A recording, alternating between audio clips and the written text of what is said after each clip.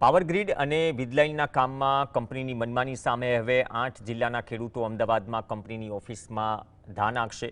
ખાવડાથી ઓલપાડ માટેની વીજલાઇનમાં 8 જિલ્લાના 26 તાલુકાના 497 ગામના હજારો ખેડૂતો અસરગ્રસ્ત છે।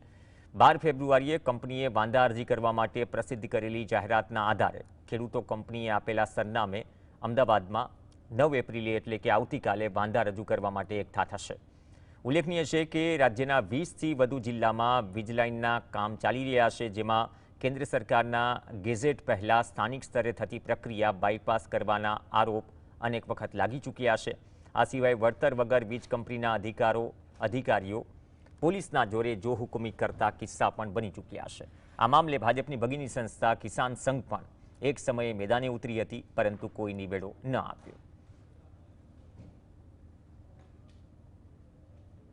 ऑफिस खाते हूँ आ लाइन में आवता 8 जिल्लाना 26 तालुकाना 497 गामोना खेडूतोने बे हाथ जोड़ीने विनंती करूँ छूं के आ राक्षसी कंपनीओ सामे लड़वू होय तो तमारो एक दिवस काढो, एक दिवस काढी अने अमदावाद पधारो।